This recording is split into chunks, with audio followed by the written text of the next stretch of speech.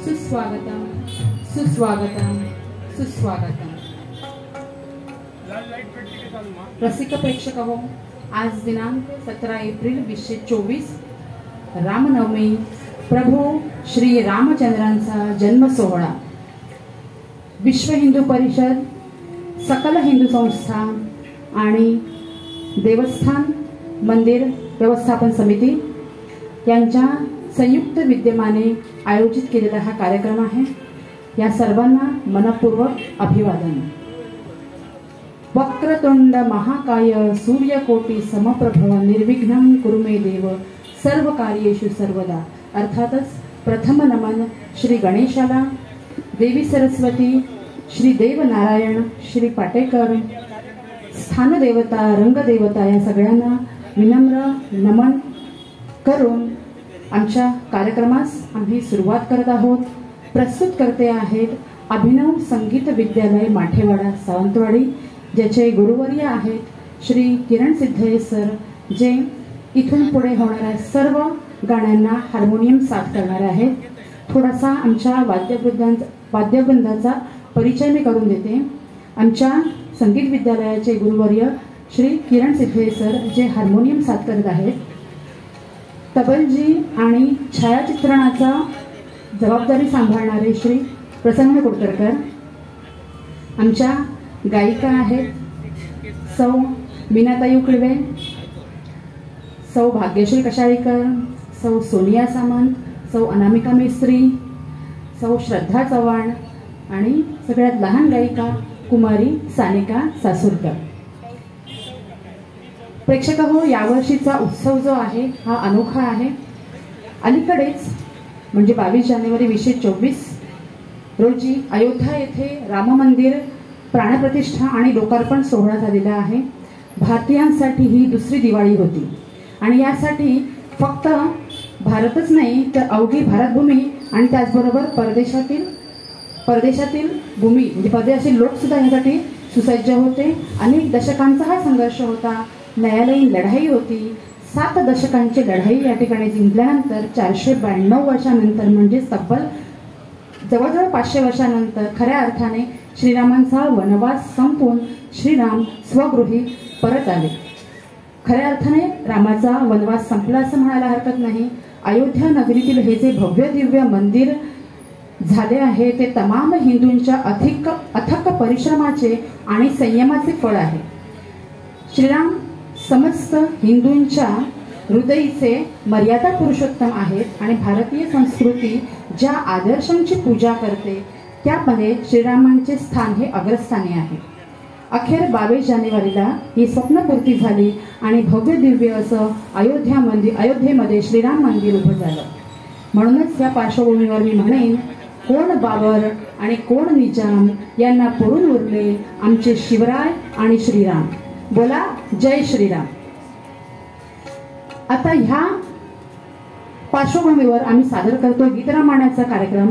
पण गीत रामायणाचंही थोडक्यात रामायण आहे, ते मी अगदी थोडक्यात सांगेन। आधुनिक महाराष्ट्र वाल्मिकी आणि शब्दप्रभू म्हणजेच आपले माणदेशचे गदी माडगुळकर आणि स्वरतीर्थ किंवा ज्यांना स्वरगंधर्व म्हणतात ते म्हणजेच बाबूजी, आणि बाबूजी म्हणजेच सुधीर फडके, आणि या दोघांच्या प्रयत्नांचा एकत्रित चमत्कार म्हणजे गीत रामायण। विद्या वाचस्पती शंकर अभ्यंकर म्हणाले होते, बाबूजींचं गाणं म्हणजे सुधीर फडके यांचं गीत रामायण किंवा त्यांचं गाणं जे आहे त्याच्यामध्ये स्वर असतो विठोबा आणि लय असते रखुमाई। रामनवमीच्या शुभमुहूर्तावर 1 एप्रिल 1955 रोजी पुणे आकाशवाणीवर हे प्रथम गीत रामायणाचं पहिलंच गीत आहे, स्वये श्री रामप्रभू ऐकती कुशल व रामायण गाती, हे प्रसारित झालं आणि अवघा महाराष्ट्र प्रेक्षकावर तन्मय झाला। हे गीत रामायण लोकांनी डोक्यावर उचलून धरलं आणि पुढे वर्षभर ही प्रक्रिया चालली आणि पुढच्या वर्षीच्या रामनवमीला 56वे पुष्पगीत ओढून ही गीतमाला पूर्ण झाली आणि ही कलाकृती अजरामर झाली। वर्षभरात गीत रामायण सादर करणे हे शिवधनुष्य पेलण्या इतकंच कठीण होतं, पण गदिमा आणि बाबूजी यांच्या संयुक्त प्रयत्नांनी ते शक्य झालं।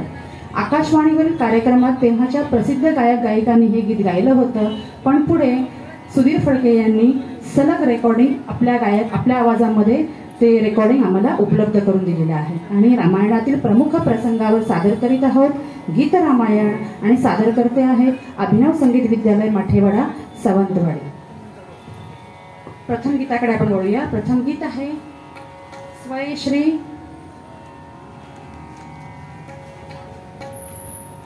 रामप्रभू ऐकती कुशलव रामायण गाती. अयोध्या नगरीमध्ये अश्वमेध यज्ञाची तयारी चालू आहे. माणसांचा महापूर त्या ठिकाणी दिसून येतोय. राजे महाराजे मुनिजनांचा महासागर लोटलेला आहे आणि यज्ञाची तयारी छान सागरसंगीत अशी चालू असताना त्या ठिकाणी तापसी वेश धारण केलेले 2 राजस सुकुमार त्या ठिकाणी येतात आणि ते त्या ठिकाणी सांगतात की आम्ही वाल्मिकी ऋषींचे शिष्य आहोत आणि आम्हाला रामचरित्र गायन करायचं आहे, त्यासाठी आम्हाला परवानगी मिळावी. श्रीरामांची परवानगी मिळाल्यानंतर ते रामचरित्र गायनास सुरुवात करतात. सिंहासनावर श्रीराम बसलेले आहेत. परवानगीनंतर गायन सुरू होतं. सुरेल असं ते मधुर गायन ऐकल्यानंतर श्रीरामांना आपला जीवनपट डोळ्यासमोरून तळतोय की काय असं वाटतं. ते सिंहासनावरून उठतात आणि दोन्ही स्वतःचं सजीव पुतळे असलेल्या त्या दोन्ही कुमारांना छातीशी कवटातात. पण ती जी भेट आहे दोघा पिता पुत्रांना माहिती नसतं की तो आपला पिता आहे, पित्याला माहिती नसतं की ते आपला पुत्र आहे. म्हणून निवेदिकाच्या तोंडी असलेलं हे गीत आहे स्वय श्री रामप्रभू ऐकती कुशलव रामायण गाती. गात आहेत सौ अनामिका मिस्त्री. श्री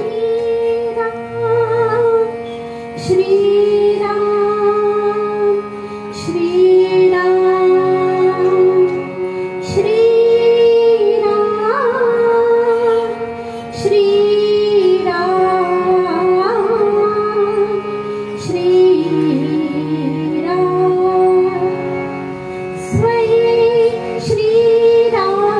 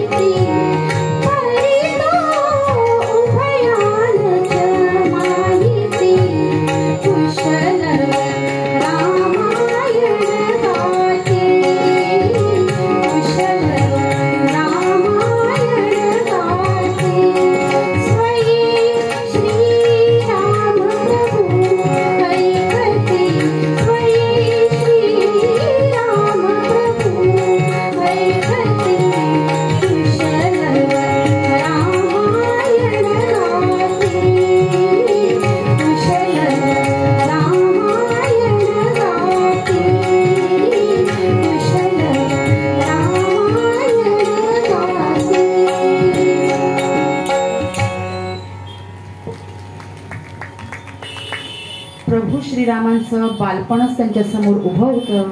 त्यांचे सजीव पुतळे वाटावेत असे ते 2 राजस सुकुमार त्यांच्यासमोर उभे होते आणि त्यांच्या तोडून मधुर गीतगायन ऐकल्यानंतर, चरित्र गायन ऐकल्यानंतर श्रीराम प्रभू सिंहासनावरून उठून त्या दोन्ही कुमारांना जवळ घेत आहेत. परंतु म्हटल्याप्रमाणे दोघांना ही पितापुत्राची भेट आहे हे माहीत नाही आणि ही कथा घडते श्रीरामांच्या अयोध्येमध्ये. आताच अलीकडेच घडलेला जो मंदिर लोकार्पण सोहळा आहे त्या पार्श्वभूमीवर मी म्हणेन की अधर्माचा नाश होऊन धर्माचा विजय झाला आणि अभिमान आहे आम्हाला त्या भूमीचा ज्या भूमीमध्ये श्रीरामांचा जन्म झाला. जय श्रीराम. रामांचं चरित्र गायन चालूच आहे. 2 सुकुमार त्या ठिकाणी गायन करत आहे आणि हे जे घडते ते अयोध्या नगरीमध्ये, श्रीरामांच्या अयोध्या नगरीमध्ये. अयोध्येला असं म्हणतात की युद्ध करूनही जी भूमी जिंकता येत नाही ती अयोध्या, श्रीरामांची अयोध्या. जिथे ही कथा सुरू होते शरयू नदीच्या तीरावर ही नगरी वसलेली आहे.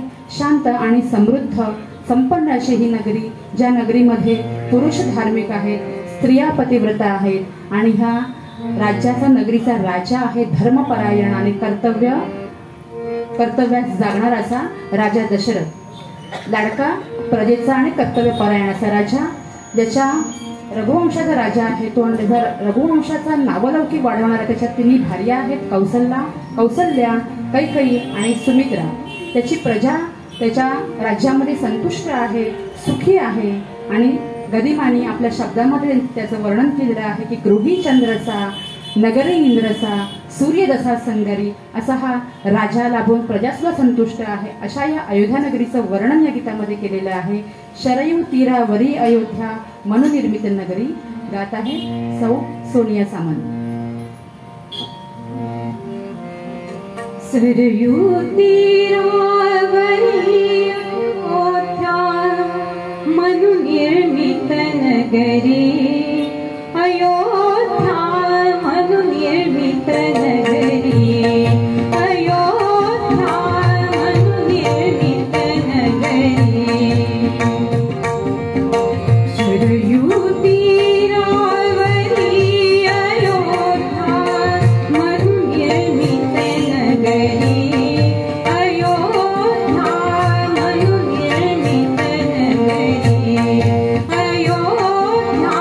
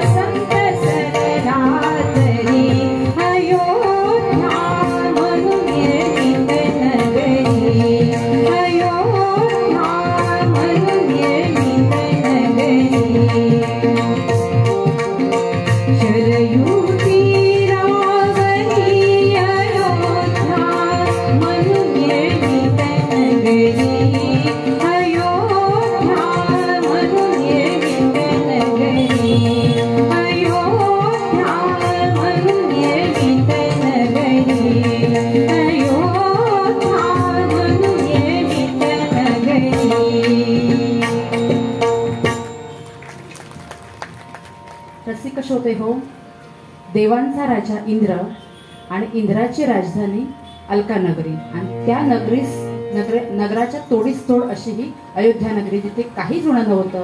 पण एक ऋण होतं, ते म्हणजे त्यांच्या संसार वेदीवर अजूनही फुल नव्हतं आणि त्याचं शल्य जे होतं ते सर्वांना होतं, राजा राणी आणि त्याचबरोबर प्रजाजनांना पण तेच दुःख होतं. आणि राजा दशरथ हे जाणून होता, राणी कौसल्या मोठी राणी, तिला सर्वांना सांभाळून घेतलं पाहिजे. ती वरून नदीसारखी शांत दिसली तरी ती आतून व्यथित होती आणि आपल्या भगिनी सवती ज्या आहेत कैकेयी आणि सुमित्रा, त्यांचीही हीच अवस्था असणार हे ती जाणून होती. परंतु ती वरून शांत होती. दशरथांना पण हे दुःख जाणवत होते आणि एक दिवशी त्यांना देववाणी झाली. ते सांगण्यासाठी ते कौसल्याच्या महाली येतात आणि सांगतात की कौसल्य राणी, तुझं ते डोळ्यातील पाणी आवर, कारण मला देववाणी झालेली आहे. आकाश एवढं वृद्ध आहे आणि त्या आकाशामध्ये एवढे नक्षत्र तारका जर रोज जन्म घेतात तर आपल्या घरी बाळे का नाही येणार.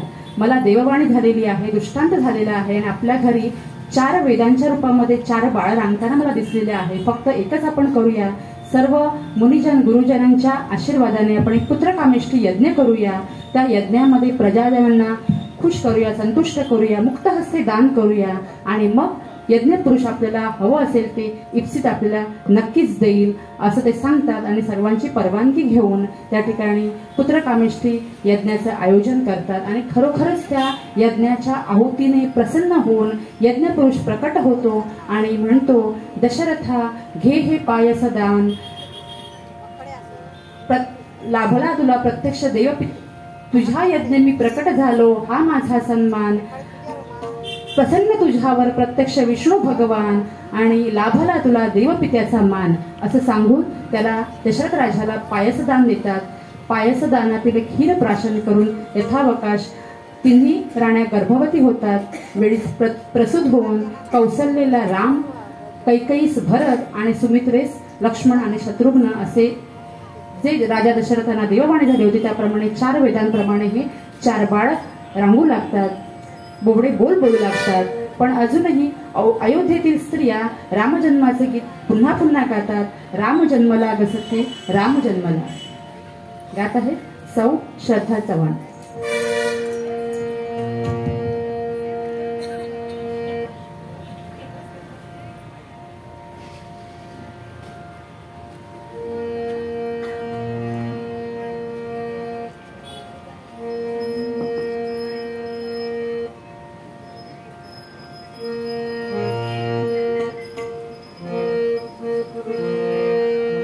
चैत्र मास त्यात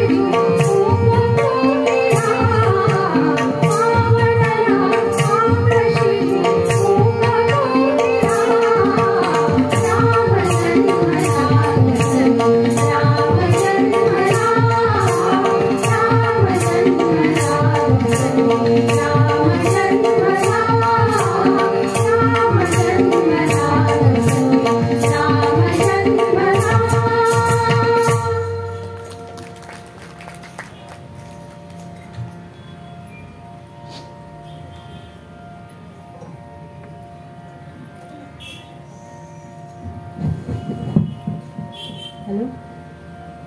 रामजन्माने अयोध्यावासी नगरवासीय रामजन्मोत्सवात मग्न आहे. सगळीकडे आनंद पसरलेला आहे. प्रासाद राजप्रसादामध्ये मंडळी खुश आहे. प्रजाजन आनंदी आहे. हळूहळू राम आणि रामाचे अनुज भरत लक्ष्मण आणि शत्रुघ्न ही बाळे वाढत आहेत. बोबडे बोलत आहे. रांगू लागलेली आहे. आणि प्रत्यक्ष कौसल्या आपल्या देवपुत्राकडे पाहताना तिचे डोळे दिपून जात आहेत. आणि उशिराने मिळालेल्या मातृत्वाचं सुख ती अनुभवत आहे. रामाच्या कोड कौतुकामध्ये मग्न आहे. आणि ती आपल्या भगिनी सवतींना कौतुकाने सांगते आहे. तिच्याचे बोल आहे, सावळा ग रामचंद्र माझ्या मांडीवर राहतो, अष्टगंधांचा सुवास निळ्या कमळाने येतो. त्यात आहे सौ श्रीराम.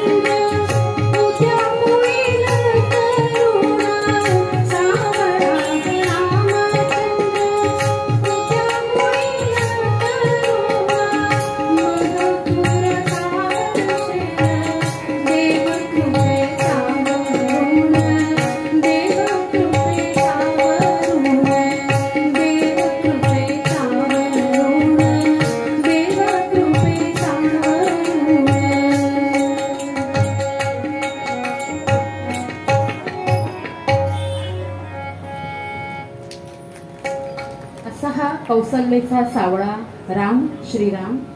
त्यांचे राम आणि त्याच्या अनुजांचे कोड कौतुक किती करू असं तिन्ही मातांना होऊन गेलेलं असताना हा राम आणि त्याचे अनुज जे आहे ते दिवसेंदिवस मोठे होऊ लागतात.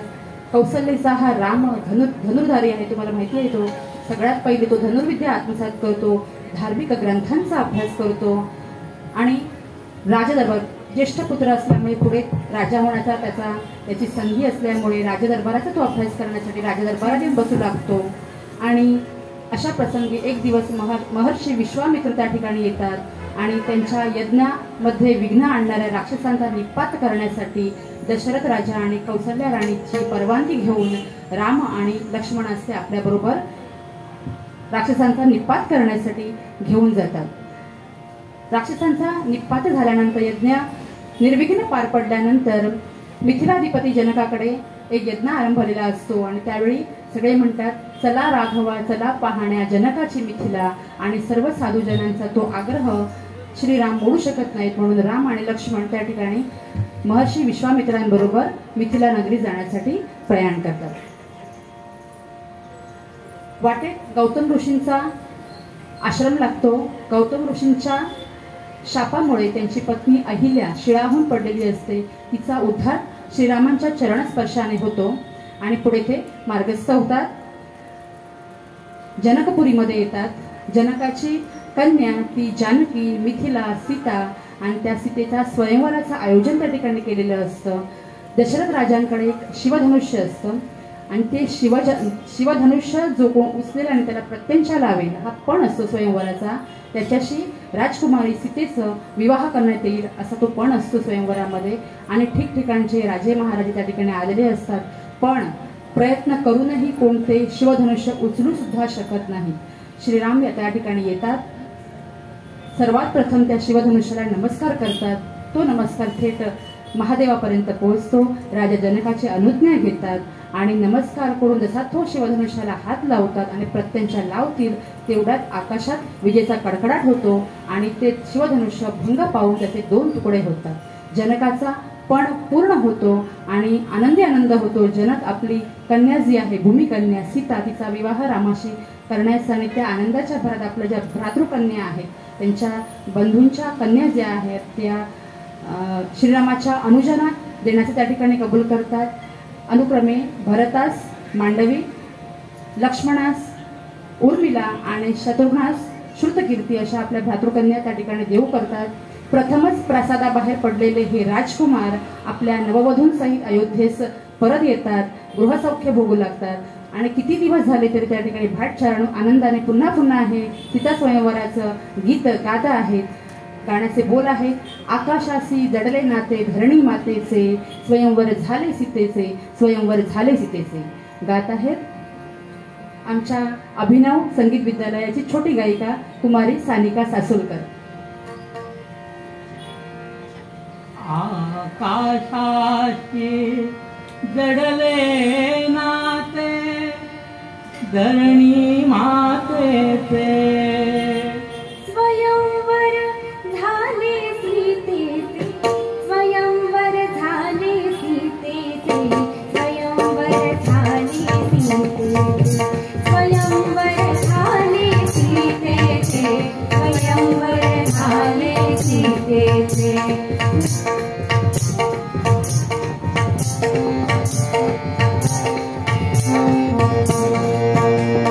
श्रीरामाने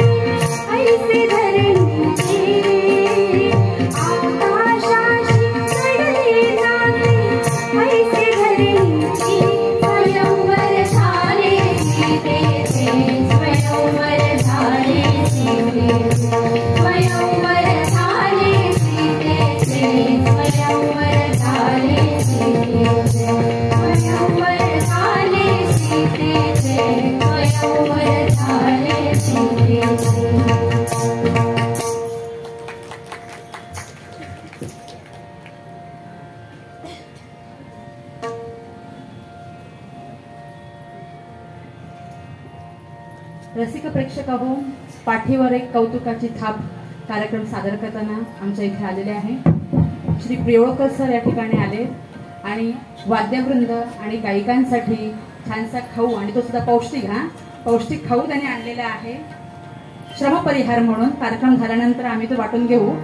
आणि सरांसहित हार्मोनियम साथ करत असलेले आमचे किरण सिद्धे सर, आमचे तबलजी श्री प्रसन्न कोडतरकर, निवेदिका मिस आशा मुळी आणि यांच्यासहित सर्व गायिकांना त्यांनी 50-50 रुपयाचं पारितोषिक दिलेलं आहे. त्यांचे मनपूर्वक आभारी आहे. सरांच्या सुपूर्द करताना मी मनापासून आभार सर तुमचे. आणि अशा प्रकारे सीता स्वयंवर झाल्यानंतर सर्व आनंद झालेला आहे. प्रजानन अयोध्या नगरीतील प्रजानन संतुष्ट आहेत.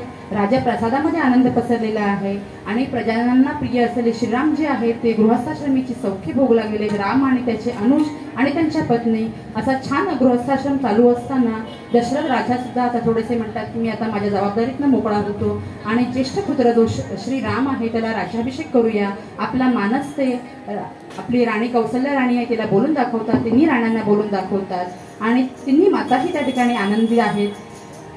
आणि अशा वेळी आनंदावर विरजण पडतं आणि कैकईच्या माहेरहून जी वृद्ध कुबडी दासी आलेली असते मंथरा, ती ह्या ठिकाणी कैकईस 2 वरांची आठवण करून देते. दंडकावनी कौसल्येने दशरथांच्या रथात सारथ्य केलं होतं आणि तिच्यामुळे 2 वेळा राजा दशरथांचा प्राण वाचला होता. आणि त्यावेळी संतुष्ट होऊन खुश होऊन त्यांनी आपल्या राणीला कैकईला 2 वर देऊ केले होते. पण कैकईला त्यावेळी ते काही नको होतं. ती म्हणालेली होती की मी हे वर राखून ठेवते आणि वेळ आल्यास मी ते मागून घेईन. त्या वरांची आठवण करून देते. प्रथम कैकई अजिबात ऐकून घेत नाही, कारण तिचंही कौसल्य इतकंच श्रीरामावर प्रेम असतं. पण हळूहळू का होईना असूया जागी होते आणि ती दशरथांकडे त्या ठिकाणी 2 वराची आठवण करून देऊन वर मागून घेण्यासाठी प्रयत्न करते. आणि त्या 2 वराप्रमाणे प्रथम भरताच राज्याभिषेक आणि दुसऱ्या वराने श्रीरामास 14 वर्षांचा वनवास मागून घेते. ते गीतातून सांगते ती मोडू नका वचनास नाथा, मोडू नका वचनास. गात आहेत सौ सोनिया सामंत.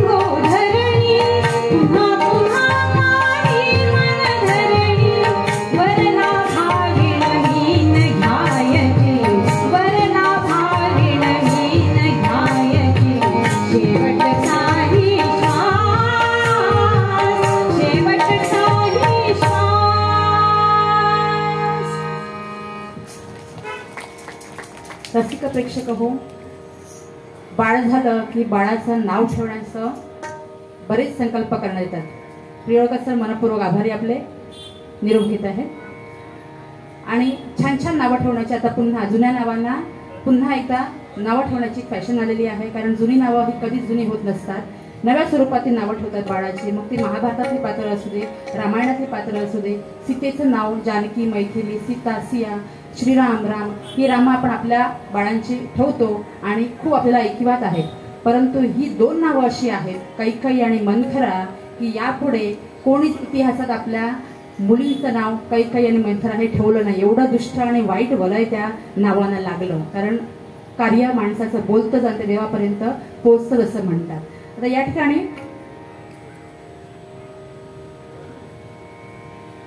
दशरथाने कैकेयीच्या खूप विनवण्या केल्या, आजवे केली. 2 वर दिलेले होते, तुला माहिती आहे, मला ते दिलं पाहिजे. आणि रघुवंशाचा प्राण जाय पर वचन जाय असा जो लौकिक आहे, त्या लौकिकाला स्मरून ते म्हणतात की ते दिलेच पाहिजे. पण आपण एक करूया, भरताच मी राज्याभिषेक करायला तयार आहे, पण माझ्या रामाला वनवास का, रामाला वनवास नको. म्हणून हर तऱ्हेने तिला समजावून सांगतात, पण काही ऐकण्यास तयार नाही. ती म्हणते भरताला राज्याभिषेक तर हवाच, पण रामाला 14 वर्षाचा वनवासही हवा. आणि बघा, श्रीराम म्हणजे त्याग आणि संयमाचं प्रतीक. ज्यावेळी रामाना कळतं आता उद्या राज्याभिषेक होणार, उद्या आपण अयोध्येचा राजा होणार, आणि आदल्या दिवशी ज्यावेळी कळतं की नाही राज्याभिषेक नाही, वनवासाला जायचं आहे, आणि तेही सावत्राईच्या हट्टापायी, पण तरीही त्या ठिकाणी ते बदले नाहीत आणि पितृवचनासाठी आनंदाने ते वनवासात जायला तयार होतात. आणि ती सिद्धता झाल्यानंतर आईची मात्र अनुज्ञा घेतली पाहिजे म्हणून ते कौसल्यास भेटण्यासाठी येतात आणि कौसल्याची आज्ञा मागतात की मला वनवासात जायचंय, पितृवचनासाठी मला जायचं आहे, मला परवानगी दे आई. म्हणून गीताचे बोल आहेत, नको रे जाऊ रामराया. आणि गात आहे सौ सोनिया सामंत.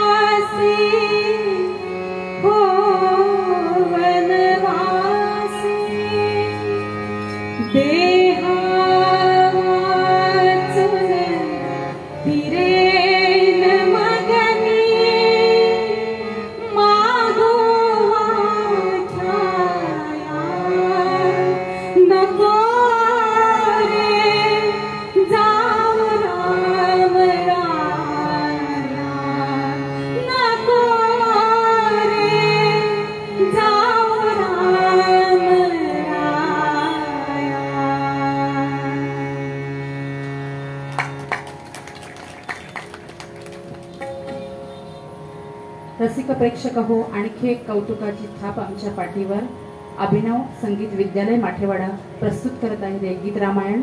संजना सावंत यांनी 500 रुपयाचं पारितोषिक दिलेलं आहे अख्ख्या वाद्यवृंदासाठी.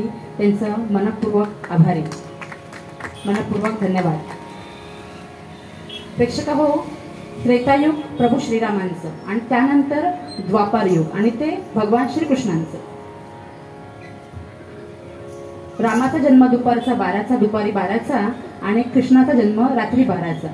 आणि कृष्णाचा जन्म हा कारागृहात झाला आणि सुरक्षितपणे इतिहासात ते उदाहरण आहे आदर्श पित्याचं. वसुदेवाने यमुना पार दुथडी भरून वाहत असलेल्या पूर आलेल्या यमुनेतनं श्रीकृष्णाला गोकुळात सुखरूपपणे पोचतं केलेलं होतं. आणि त्या ठिकाणी आकाशवाणी झाल्यामुळे वसुदेव देवकी दोघांनाही माहिती होतं की आपण देव माता पिता आहोत. 14 वर्ष कृष्ण, आपण रामायणाकडे येणारच आहोत. एक थोडंसं तुम्हाला याच्या पलीकडे एक उदाहरण सांगते की 14 वर्षांनी ज्यावेळी कंस त्याचा मल्ल युद्धामध्ये त्याचा पराभव करून त्याला मारल्यानंतर ज्यावेळी ते सोडवायला कारागृहामध्ये देवकीला सोडवायला ज्यावेळी येतात त्यावेळी देवकी म्हणते, अरे कृष्णा, आम्हाला माहिती होतं, आकाशवाणी झाली होती की आम्ही देव माता आणि पिता आहोत, मग तुला आम्हाला सोडवायला ह्याच्या आधी पण तुला तू सोडवू शकला असतास, मग तुला सोडवायला 14 वर्ष का लागली? त्यावेळी कृष्ण सांगतो, अगं माते, गेल्या जन्मात तू पण मला 14 वर्षाचा वनवास दिला होतास. मला नाही माहीत मी कोण होते. कोण होती? अर्थातच ती कैकेयी होती. अरे बापरे, मी कैकेयी होती तर मग कौसल्या कोण आहे? ओळख बघू माते, कोण असणार? अर्थातच माता यशोदा ही माता कौसल्या होती. आणि ते जे तिचे कोडकौतुक रामरायाचे करून तिची विनवणी करते, नको रे जाऊ रामराया, ते सगळं कोडकौतुक करायचं राहून गेलेलं होतं ती पुढच्या जन्मामध्ये कृष्ण रूपामध्ये करते. आणि म्हणूनच मी पुन्हा सांगते की कार्यही बोलतातच, चांगली कार्य करावीत.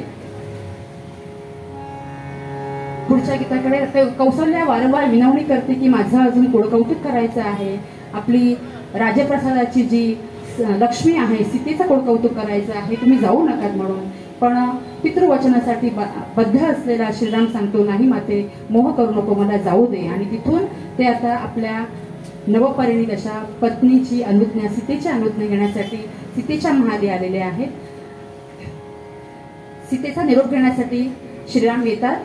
पण सीता पतिचरणांचे पूजन हे आर्यपत्नीचं व्रत असल्याचं सांगते आणि ती म्हणते की मी तुमच्याबरोबर वनवासात येणार आणि माझ्याबरोबर 2 धनुर्धर, म्हणजे तोपर्यंत लक्ष्मण त्याच्यावर श्रीरामावर वनवासात जाण्यासाठी तयारच असतो. आणि 2 धनुर्धर असताना मला जंगली श्वापदांची आणि मला कसलीच भीती नाही. आणि त्यामुळे ती शब्दात सांगते की निरोप कसला माझा घेता, जेथे राघव तेथे सीता. गीताचे हे बोल आहे आणि गात आहे सौ भाग्यश्री कशाळेकर.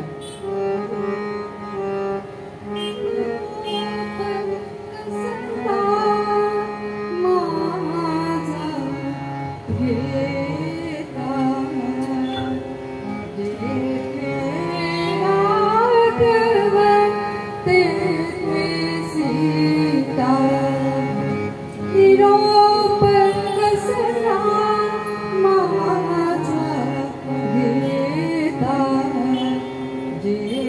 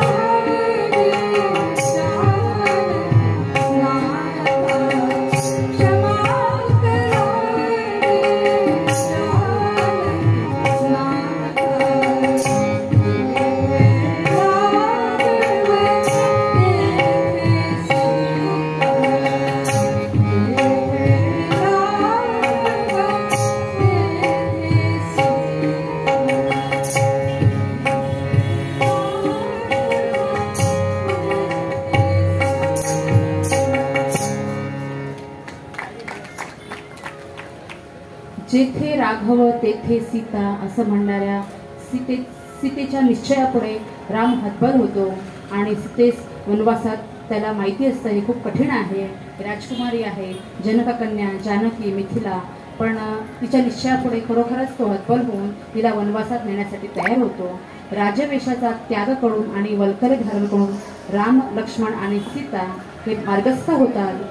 अयोध्येतील प्रजानन अतिशय दुःखी होतात. असं म्हणतात की अयोध्येतील तो काळा दिवस होता. त्या दिवशी रात्री दिवे लागले नाहीत, चुली पेटल्या नाहीत, अन्न शिजले नाही आणि अशा प्रकारे रामाचा जो विरह आहे तो अयोध्येतील लोकांनी सहन केला. आता वनवासात जायचंच असेल तर गंगा पार केली पाहिजे. श्रीराम सीता आणि लक्ष्मणासहित गंगातीरी येतात. त्या ठिकाणी राज्य आहे निषादाधिपती गुहयाचं. गुहा आणि त्यांचे नावाडी नौका सिद्ध करतात, त्यांचं आनंदाने स्वागत करतात. आदरातिथ्य केल्यानंतर दुसऱ्या दिवशी नौका सज्ज करून ते म्हणतात की राम जाणते आहेत जर ते कर्तव्याची कास धरून पितृवचनासाठी वनवासात जाण्यास निघालेले आहेत तर आपण त्यांना आनंदाने गंगातीरी गंगा पार करून देऊया. आणि त्या आनंदात ते गाणं म्हणतायत जय गंगे जय भागीरथी आणि त्यात आहेत सौ मीनाताई उकिडवे.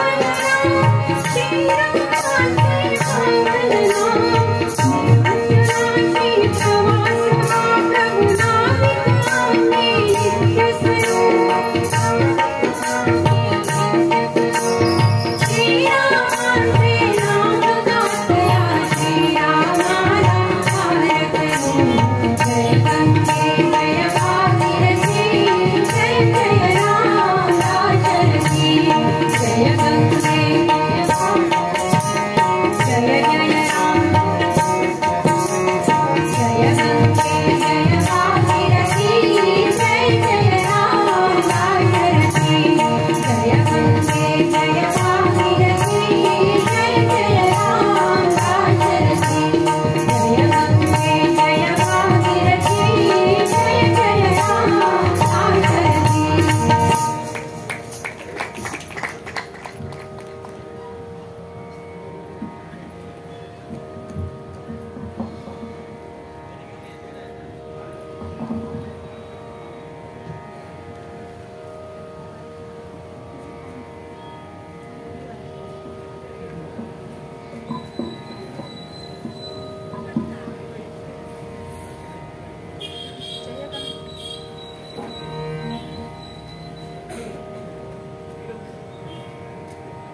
निषादाधिपती गुहा आणि नावाडी रामांना आनंदाने कर्तव्य पूर्तीसाठी निघालेल्या श्रीरामांना आनंदाने गंगा पार करतात.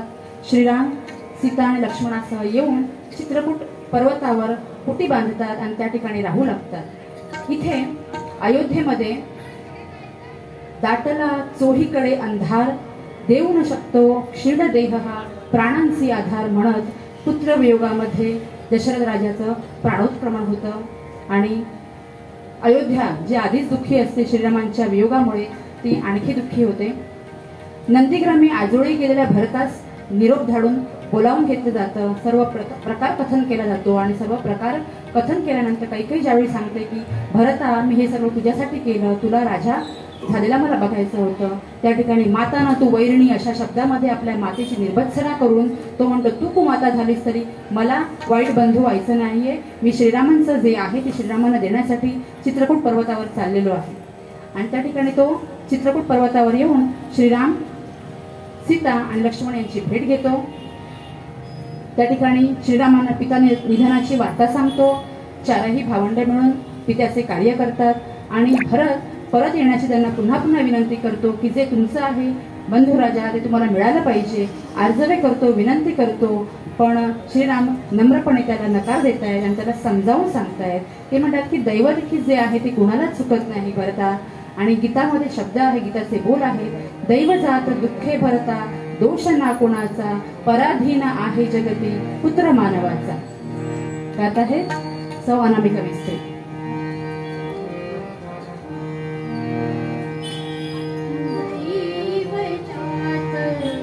दुःखी भरता दैव जात दुःखी भरता दोष ना कुणाचा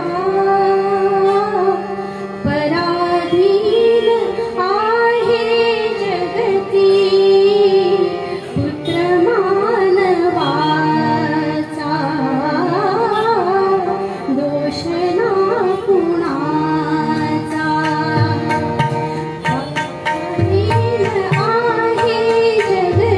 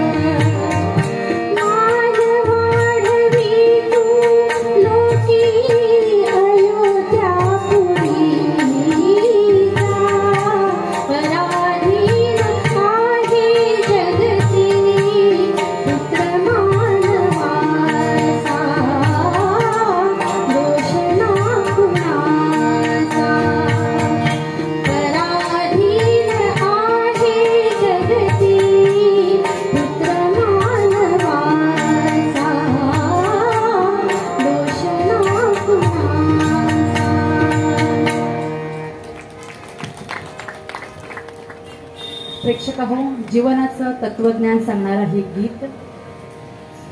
दैवजात दुःखी भरता दोष ना कोणाचा, पराधीन आहे जगती पुत्र मानवाचा. श्रीरामाने पुन्हा पुन्हा समजावून सांगितल्यानंतरही भरत तयार होत नाही राजा बनण्यासाठी, राज्याभिषेकासाठी. हे एक आदर्श बंधुप्रेमाचं उदाहरण आहे. जसं राम लक्ष्मण तसंच हे राम आणि भरत. निराश भरत म्हणतो, राज्यकारभार तर मी करणार आहे, जे तुमचं आहे बंधुराज ते तुम्हालाच मिळणार आहे, परंतु मला तुमच्या पादुका द्या आणि त्या पादुकांचं पूजन करून त्यांना सिंहासनावर मी ठेवून राज्यकारभार तुमच्या वतीने पाहू शकतो. आणि त्या पादुका घेऊन भरत अयोध्येस निघून जातो. या ठिकाणी प्रेक्षक हो, अभिनव संगीत विद्यालय सादर करत आहे गीत रामायण. रामायणाच्या वेळेअभावी प्रमुख प्रसंगावर आम्ही हा गीत रामायण वेचलेला आहे आणि त्याप्रमाणे थोडं ओव्हरलॅपिंग आहे. पुढच्या गीताकडे आम्ही वळतोय. कोण तो कुठला राजकुमार. या ठिकाणी शूर्पणखेचं आगमन होतंय. श्रीराम चित्रकूट पर्वतावरची आपली कुटी सोडून दक्षिणेकडे प्रवास करतोय आणि मार्गक्रमणा करत करत 10 वर्षानंतर गोदावरी तटावरील पंचवटीत ते येतात आणि या ठिकाणी शूर्पणखेचं आगमन होतं. आता अर्थातच शूर्पणखा आहे प्रकांड पंडित, शंकर भक्त, सोन्याची लंका असलेल्या लंकाधिपती रावणाची बहीण आणि ती त्या ठिकाणी छान अशा दिसणाऱ्या युवतीच्या वेशामध्ये येते आणि हे जे नवीनच आलेले असतात राजकुमार पैकी श्रीरामांवरती भाळते आणि त्या ठिकाणी येऊन ती विचारते की कुठच्या देशाचा राजकुमार आहेस तू, कुठून आला आहेस तू, आणि विवाह करण्याची इच्छा त्या ठिकाणी ती व्यक्त करते. शब्द आहेत कोण तो कुठला राजकुमार. गाते सौ श्रद्धा चव्हाण.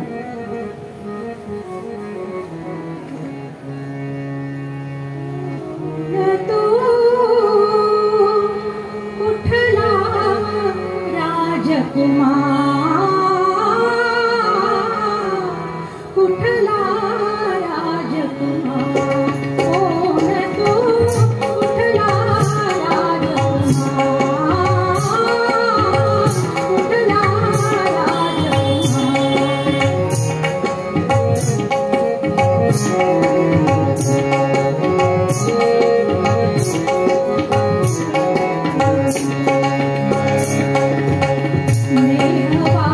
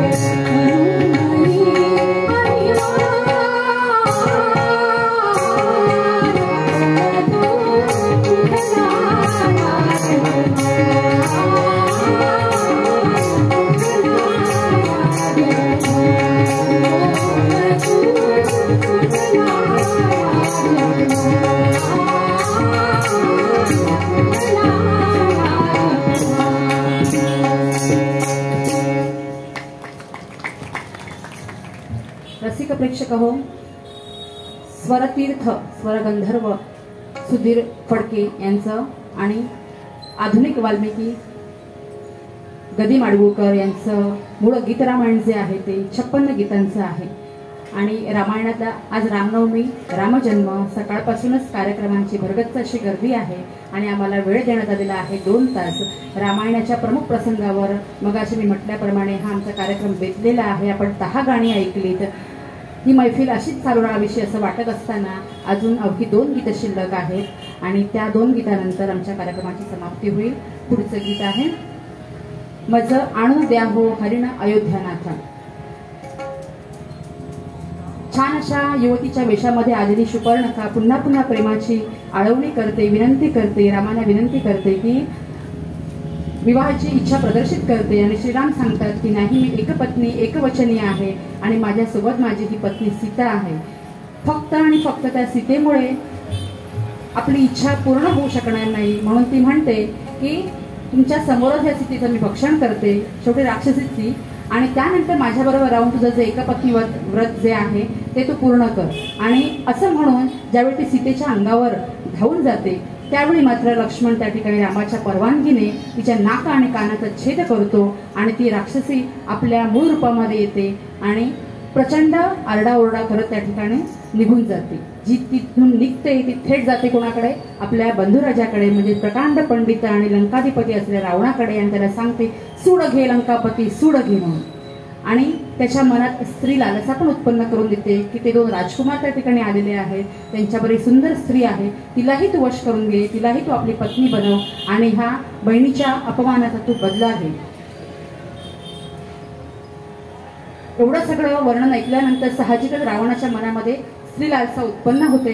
तो मारीच राक्षसाची मदत घेतो. मारीच राक्षस जो आहे तो सुंदर अशा कांचनमृगाचं रूप घेऊन त्या ठिकाणी सीतेच्या समोर येतो आणि वनवासी राजवेश त्यागून वल्कले धारण केलेल्या सीतेलाही, वनवासी सीतेलाही त्याची भूल पडते. इतकं सुंदर रूप त्याचं असतं आणि ती श्रीरामांकडे हट्ट करते, मज आणून द्या तो हरिण अयोध्यानाथ.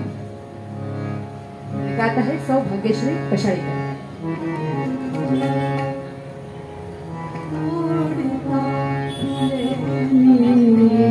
सहज पाहिला जाता तोडिता फुले मी, सहज पाहिला जाता आणून जातो हरिण अयोध्यानाथ, आणून जातो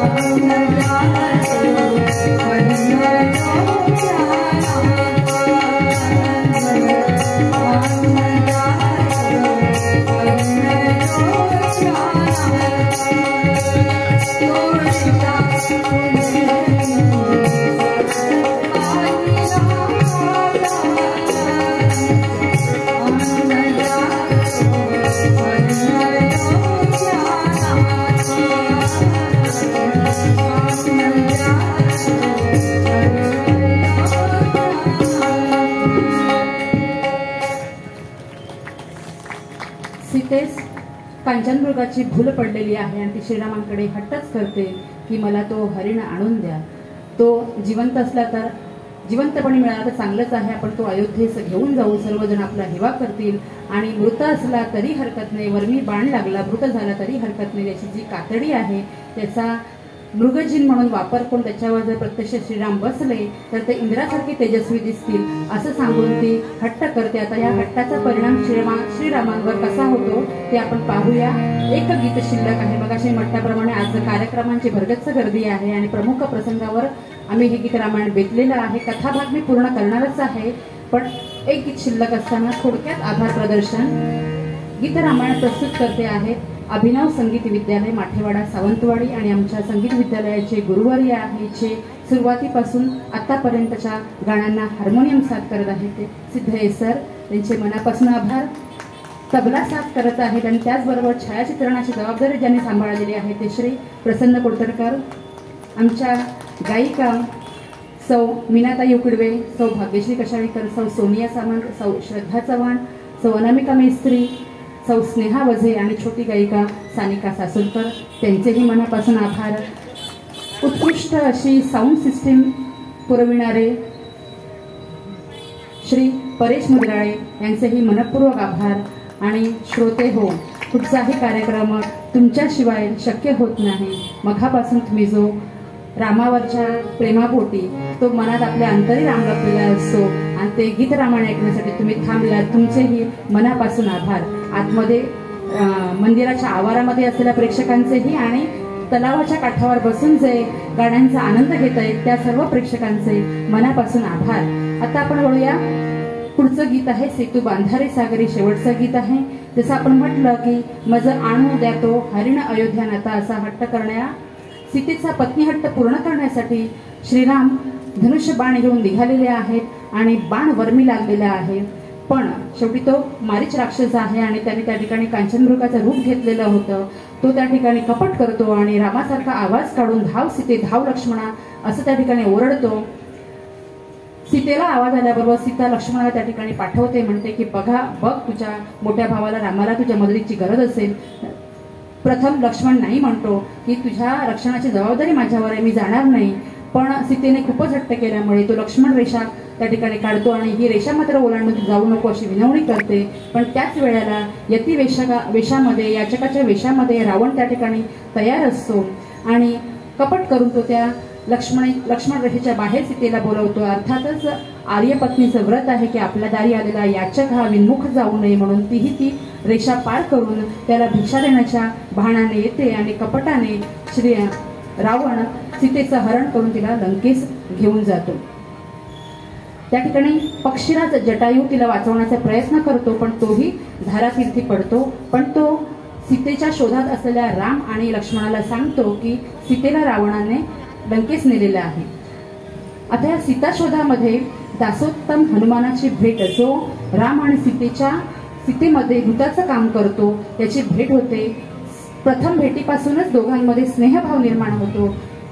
वाटेत शबरी भेट होते, सुग्रीवाची भेट होते आणि वालीवध केला जातो रामाकडनं. हनुमंत सीतेचा शोध लावतो. अशोक वाटिकेमध्ये ती सुखरूप असल्याचं सांगतो. आता लंकेपर्यंत जायचं आहे तर सेतू बंधन केलं पाहिजे, सेतू तयार केला पाहिजे, कारण समुद्र पार झाला पाहिजे. आणि समुद्र देवाचे 3 दिवस श्रीराम आणि वानरसेना त्या ठिकाणी प्रार्थना करतायत आणि समुद्रदेव काही ऐकत नाही, म्हणून राम आहे जो बाण त्या ठिकाणी काढतो. आता रामाचा बाण हा कधीच निष्फळ होत नाही आणि त्यामुळे भयभीत होऊन समुद्रदेव प्रकट होत आहेत आणि तो सांगताय की तुमच्या सेनेमध्ये विश्वकर्माचा पुत्र नल आहे, त्याची तुम्ही मदत घ्या आणि तो त्या ठिकाणी तुम्हाला सेतू तयार करण्यासाठी मदत करेल आणि तो सेतू मी माझ्या छातीवर आनंदाने धारण करेल. श्रीराम त्या ठिकाणी तयार होतात आणि त्या सगळ्यांच्या मदतीने सेतू तयार होतो. आता हा सेतू तयार होत असतानाच एक छोटीशी खारुताईची गोष्ट मी तुम्हाला सांगेन. की खारुताई ह्या ठिकाणी असते, ती पाहते की ह्या ठिकाणी प्रचंड मोठं असं काहीतरी सत्कार्य चाललेलं आहे, तर मी ह्या ठिकाणी श्रीरामांना काय मदत करू शकते. तर ती काय करते, समुद्राच्या पाण्यामध्ये जाऊन भिजते, परत येऊन रेतीमध्ये पूर्ण लोळते आणि ज्या ठिकाणी ते शिळा सेतू तयार होत असतो त्या ठिकाणी येऊन ती पुन्हा आपलं अंग झटकते. की जेणेकरून थोडं थोडं होईल काय होईना कॉन्क्रिटीकरण ज्याला म्हणतात ते दगड घट्ट होते आणि अशी ती दिवसातनं तिला जमेल तेवढ्या फेऱ्या करत असते. श्रीरामांच्या हे लक्षात येतं आणि त्या खारुताईला ते प्रेमाने जवळ बोलवतात आणि मायेने तिच्या पाठीवर हात फिरवतात आणि ती श्रीरामाची उमटलेली 3 बोटं, असं म्हणतात की पूर्वी ती बोटं नव्हती, असं खारुताई सुद्धा आपल्या या सेतुबंधनामध्ये आपला वाटा उचलते. असं म्हणतात की उचलावा वाटा म्हणू नये त्याला छोटा किंवा मोठावा, उचलावा सत्कार्यामध्ये खारुताईचा तरी वाटा. ऐकूया गीत सेतू बांधारे सागरी. सेतू बांधारे आणि गाताय सौ मीनाताई उकिडवे.